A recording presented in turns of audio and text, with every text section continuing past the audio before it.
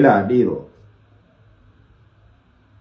akka kiyya ta'uu fedhuullee ta'uu fedhuu dhiisuullee malta akka koo ta'uu akkuma ati hin dandeenye ani moo akka kee ta'uu hin danda'u akka kiyya hammaa ta'uudhaatiifani waan baay'ee ofitti hir'isee waan baay'ee moo ofitti dabaleen akka nama ta'e kana ta'e akki nama ta'e kun kan koo qophaadha ana qophaaf moo taati ta'uu danda'a maal seeta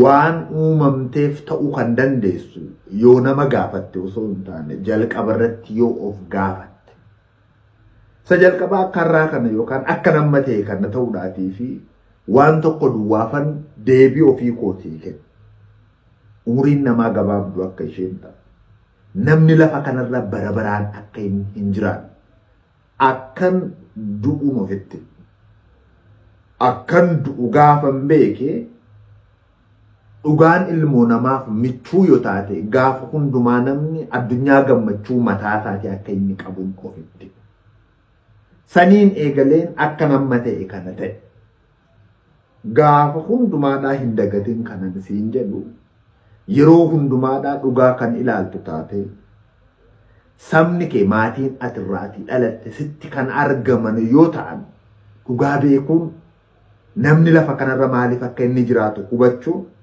sitti nulfa si hubatamtee hamma bu'aa buusuun sirra jiraatu bu'aa buusuu yoo dadhabde hamma ofii keetii buusuu dandeessu dhugaadhaan yoo ofii keetii buustee isa jalqabaa mataa kee irraatii eegal akkuma argitu dacheen kun dhugaarraa miiltooma hiikkachuun ishee dabaa wajjin waayiloomuun ishee akka hin taane taatee warra akka ta'uun irra jiraatu ta'uudhaatiin jiraatan akka hin taane gochuu eegaluun ishee bubbul ta'us garuu namoonni dhugaadhaatii fi miiltoo ta'an michooma ta'anii isa dhugumaa itti hidhatanii jireenya isa dhugumaa jiraatanii gubannaan keessa ta'anii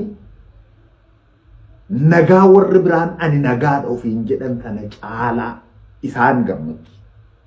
Sababni isaa santu dhugaadhaa utuu jedhanii waan lafa kanarraa fixan waan ta'edhaati.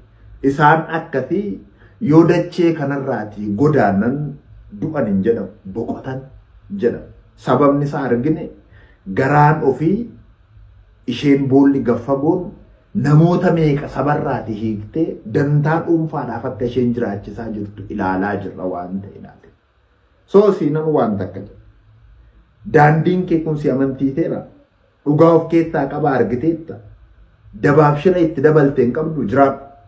Sababni isaa umurii ta'amma itti waan hamaadhaaf gaarii adda baafatte kana booddee umuriin ati jiraattu akkuma umurii abbootii keetii ati beektu sana.